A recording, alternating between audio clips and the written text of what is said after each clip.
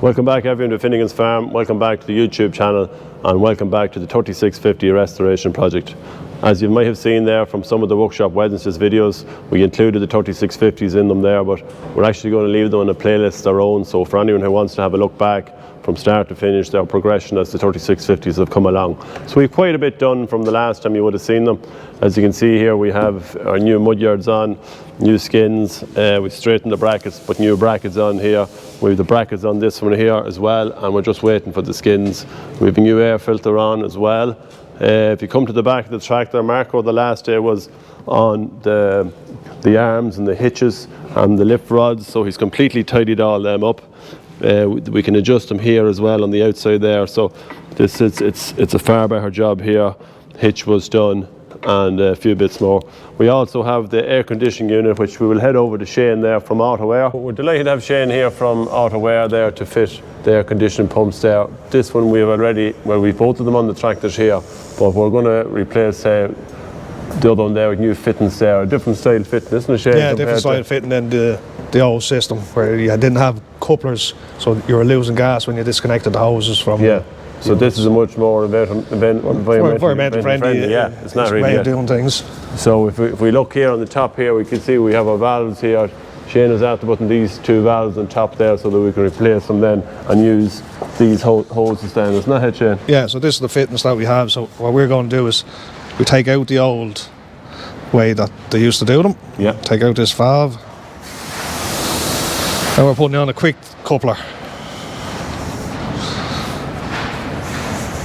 So that quick coupler then will allow us to fill the gas with the new. Yeah, so she has her own valve in there, and then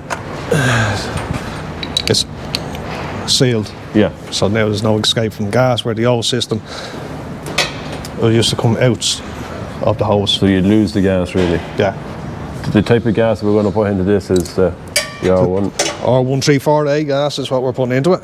Right, so it's more environmentally friendly than the older ones then. Yeah. Anyway. So we'll have that on today anyway. Yeah. And we have in the cabs then, we've done a bit of work on the cabs. We've done a bit of work on the cabs already. So now we're over at the cabs. As you can see here, we have a lot of the old parts here that we've taken out. We've pipes and filters and condensers and stuff like that. What do you call that? That's the filter dryer. Filter dryer, yeah. Which is more or less like a fuel filter of a fuel system. So this filters all the refrigerant and keeps the moisture in there. There's little incandescent balls to absorb that moisture. Okay. The likes of these pipes here, the way they were lagged, is that for some particular reason or?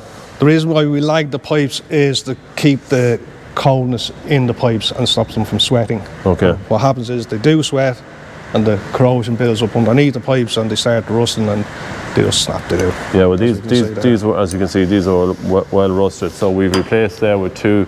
We've replaced the pipes from the front of the cab running up the door pillar. So we have our low side pipe and a high side pipe. Low side pipe is the suction side. So that goes into our evaporator, which is inside the roof in here. We have our TX valve here, which will regulate the refrigerant. This is the high side, which is pumping. Pressure switch in, back out. Okay, this is our filter dryer. It's in a damp environment in here, and this is the life of the AC system. So we replaced that with all new pipe work running down to go out to the front to connect to the engine. So them two pipes, Shane, will run the whole way across the bonnet onto the pump. Right. That's it. And just to explain then the air conditioning unit, the way it works then, obviously your pump is the starting point. We have our pump, which is our starting point. So you have two parts, high side, low side. High side is high pressure, low side is low pressure.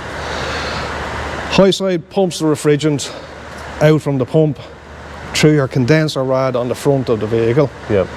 Out of that into your filter dryer. Okay. And from your filter dryer up to your expansion valve and into the evaporator. So the evaporator then just gets that cold that the blower then is sitting behind that.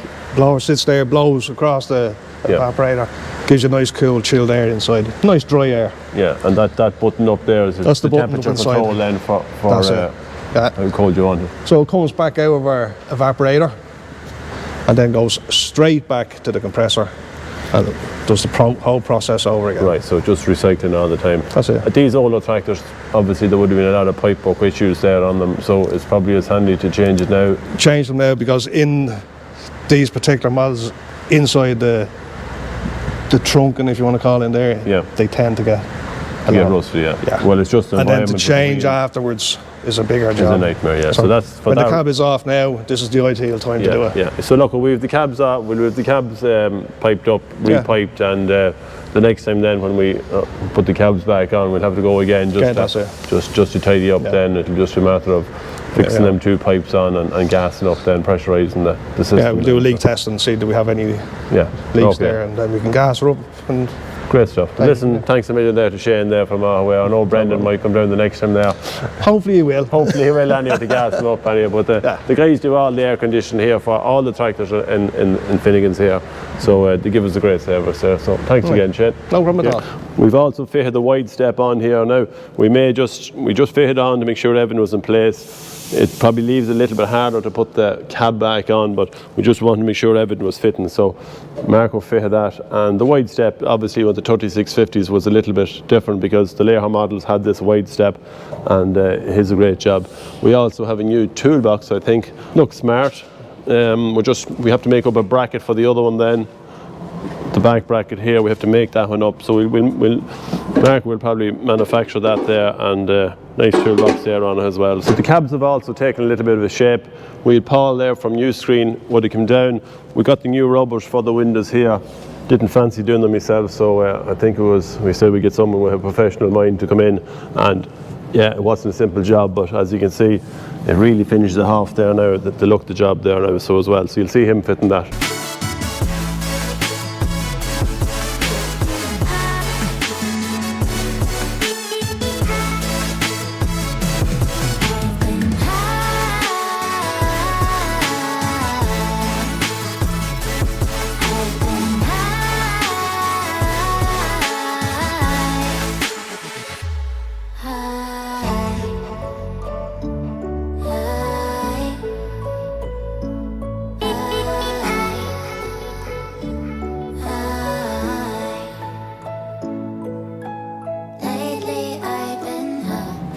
The mudguards here have also been replaced.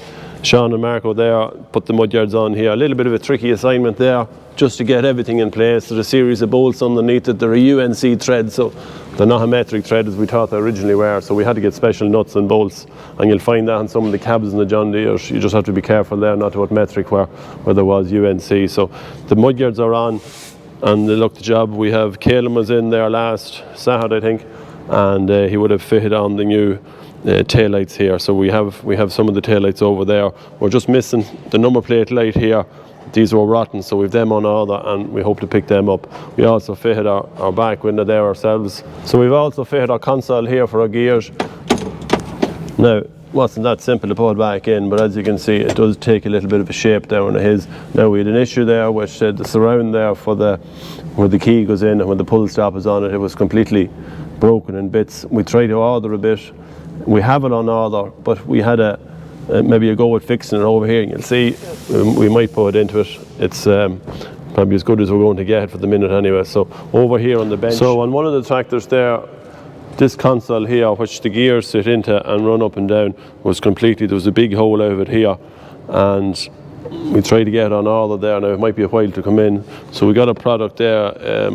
It's called Mega Bond MM, and we actually bonded it in here, and it's fair stuff. In fairness to it now, it really we can sand it down there, and then we're going to prime it and paint it. So when you're painting plastic, you just can't spray over the plastic because it will peel off, the paint will peel off it. So you have to put a little bit of it's an adhesive before you put on the plastic adhesive, a primer on it. It's a clear spray, kind of like a lacquer spray you put across it, and then that'll allow us to paint that off. So we'll get that done. We have a matte and we have a gloss finish, so we don't know which one we're going to go with yet. We'll have to just a bit of trial and error on that. This here was also the surround here where the key start is here and your stopper is here, and that was completely gone there. There was a big hole there, so we fixed that as well with that metal bond. And also there on the back of the cab there, see here where we had there was a hedge cutter on this tractor, and the arm of the hedge cutter obviously had come in and about a big hole here on the back of the cab. So rather than strip all this out of it, which was a big job, we put in a new piece of plastic here, and we had that mega bond that we actually, in the inside there, we put the mega bond and built it up. So it's very sturdy there now. We'll actually just prime that and paint that up, and that'll look the job. There was a few cracks in the corners there as well. So everything you'd see, we're really kind of homing in on all the cracks and bits and pieces on the cab.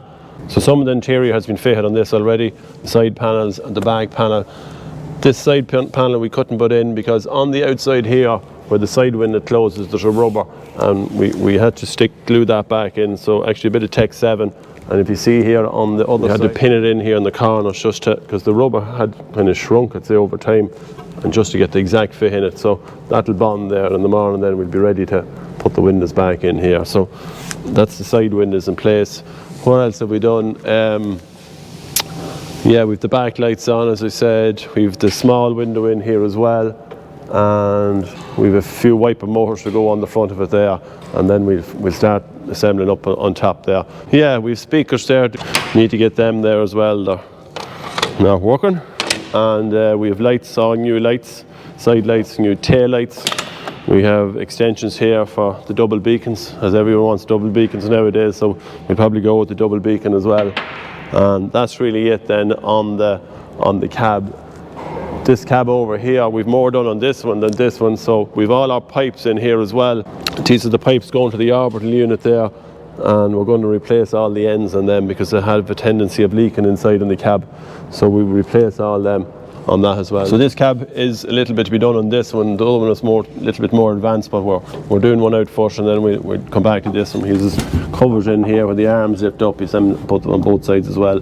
We adjusted the side panels and we start filling that hole. We've also replaced the 2 air filters, the pollen filters there on the cab. These are the ones we took out of it. So it was in a bit of a state, if you can see. So we've 2 new ones in that as well. We've these side panels all are there for inside in the cab as well, because they're all completely gone there. There's holes in every one of them, so we're going to replace them. So that's it for this week. As you can see, the 3650s have taken a little bit of shape. Don't forget to like, subscribe, leave a comment there in the comments box below. We'll get back to you on it as well. Don't forget to check out our Instagram page there, where we've done a takeover from Agriland there last week as well. A bit of a highlight there of the days working on how we get on during the day. So that's really it for this week. Keep tuned. We'll keep you informed of how we're going along with the 3650s. There might be another week or 2 before we get them back up on the YouTube, but that's it for this weekend. Take care.